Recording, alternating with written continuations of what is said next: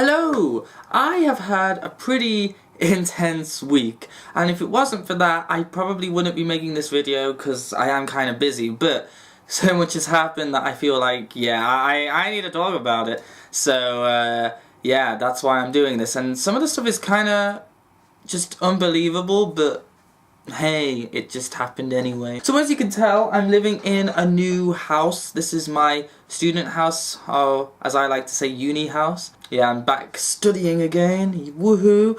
It seems to have gone a lot quieter getting into it than it did the first year, but I'm not complaining, but it does seem like it's gonna be a lot of hard work as well, which is a good thing, but at the same time, I really enjoyed the relaxation of the summer, but hey, good things have to come to an end, apparently. Don't know who came up with that, but someone did. So, the unbelievable thing that happened is that I found out, well, I actually had it confirmed, because we had our suspicions, that this house that I'm living in is the house that Sir Tom Jones grew up in. And the BBC wanted to film here for the One Show because they were interviewing Sir Tom Jones on their show, and they wanted a live broadcast here.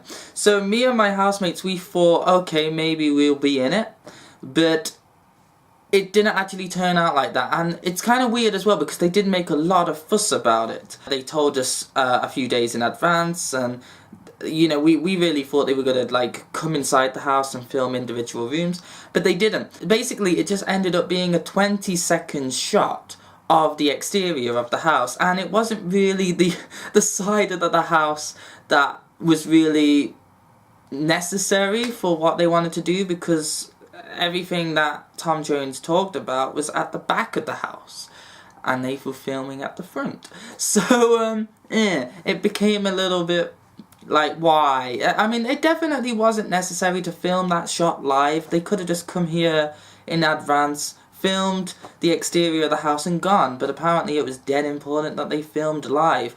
But it was pretty mental just finding out that this is the house that he grew up in. If you look at the shot that was filmed though, you might see that I've put two circles around two objects. The one on the left is a family picture that we put up because we knew we probably wouldn't be able to get in it, but we tried to be sneaky about it, but it still didn't come out that well on camera. But if you look on the right, you see something that looks a bit boxy. It looks a bit dinosaurian. Wait a minute, is that a Tyrannosaurus Rex skull? Yes, it is. This is my T-Rex skull that I got earlier. Basically a birthday present for myself. It's very cool, and I think my housemates have called it Nipper, and now he is more famous than any of us because he actually got to be on camera. The awkwardness of fame for a dinosaur skull that I randomly had. But yeah, so that's what that was. The other thing that I find so unbelievable about it all though is that 2 days later I got out of bed. It was early in the, well, it wasn't early in the morning because I had no lectures or anything, so I got up kind of late, but it was still the morning. I had like no clothes on except for my boxer shorts. Opened my curtains, and what do you know, there was the cameraman filming the back of my house and looking at me with no clothes on. So awkward. The first thing I did was post it on Instagram, took a picture, like putting my hand out at the side, took a picture, and I was like, help! Somebody's filming me! I guess this is something that me and my housemates are just gonna have to get used to, unfortunately, because like, the reason why all this fuss has stirred up is because Sir Tom Jones has released an autobiography. So, yeah, that's why all of this is just blown out, because, yeah, of that book. So yeah, it's been pretty insane, but I've kind of got used to the madness of it all. So yeah, that's what happened last week. Ugh, crazy.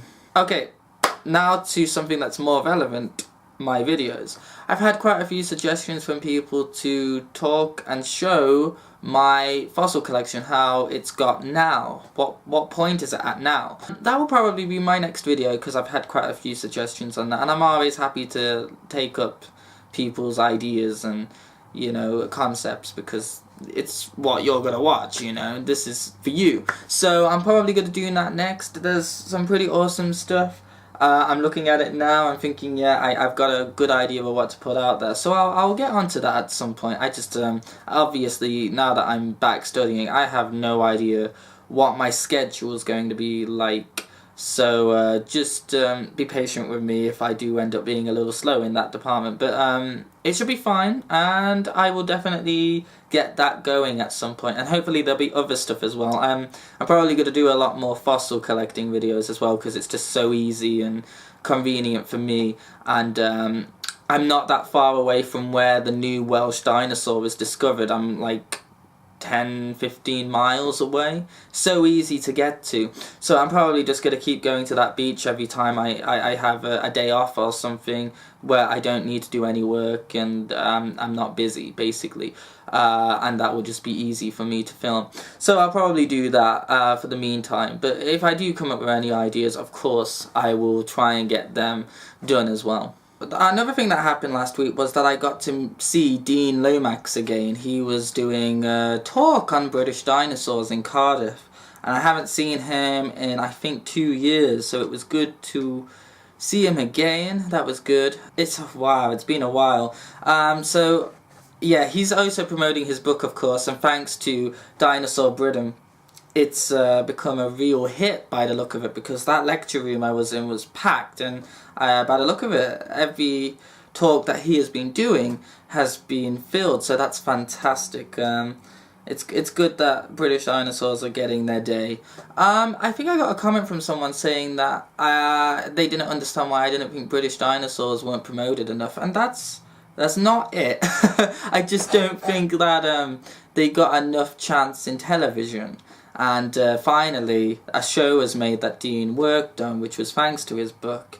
You know, it wasn't perfect in my opinion, but it's a start, and that's good. And of course, there's my review if you want to see my opinions on that. Also, just as a little bit of a heads up, I've got a new Deposits magazine article coming out. This is the old one that I had where I talked about the Wyoming Dinosaur Center. I've got another one that's going to come out. I'm not so sure what issue it's going to be, but it's on its way. So keep an eye on that as well, because I think it's going to be the first article that's going to be shown. So that's pretty exciting. So keep an eye out on that if you're interested. So thank you for watching, and as always, I hope to be back with new videos. I will see you later, and so will this T-Rex.